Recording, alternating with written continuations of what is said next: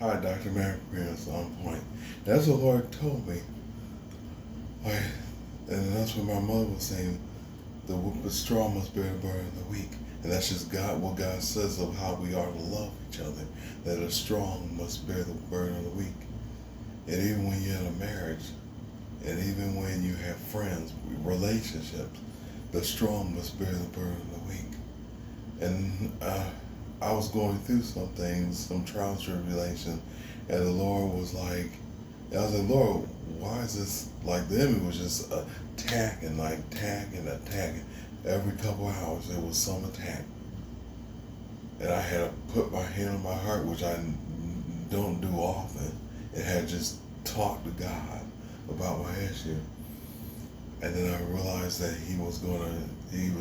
then after I overcame it, and my wife strengthened me, then it was issues, but she had started to have the same issues. Like, just problems started to build up, and I had to be strong for her. And so that's what the Lord was telling me: the strong must bear the burden of the weak. Jesus said we ought to love. He said his main commandment was summarize the two greatest commandments, which is love one another.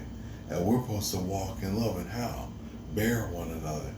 And bearing one another means dealing with other people, dealing with that person. Like, just because your spouse says something don't mean you go crazy or go out of your mind. Just because your mother says something don't mean you go crazy or go out of your mind.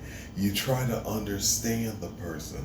Try to understand their perspective. Try to calm them down. Don't escalate them. You talk to them like you would want somebody to talk to you if you were struggling and going through something.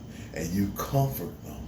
And then if you said something like, if you had this attitude, because that's what the pastor was talking about Sunday about attitude. If you had this attitude or this tone in your voice that wasn't right, you apologize and you clarify that you didn't mean that, because that could cause more damage. Because if somebody's in a situation where they're like really struggling, you could scar them badly, because they'll remember. They'll remember. They may remember that and say, "Well, why you talk to me this way?" And they may try to do it to you. Like, it may happen that somebody may do that to you, and that's why you want to apologize. So if you get in that situation, it'll be the same. But the strong must bear the burden of the weak. We must bear each other. We must deal with each other. Try to understand each other. Comfort each other. Try to be there for each other. That's what God said: the strong must bear the burden of the weak. And if you do that, you will please God. If you fight for that person, that's how God will fight for them. Comfort them, understand them, talk to them like you care, and be sincere. I said, and if you bear them, then it will strengthen your relationship. It will strengthen who you are. Because see, Satan first attacked the strong, then he attacked the weak. And if you being attacked right now, it's because you're strong.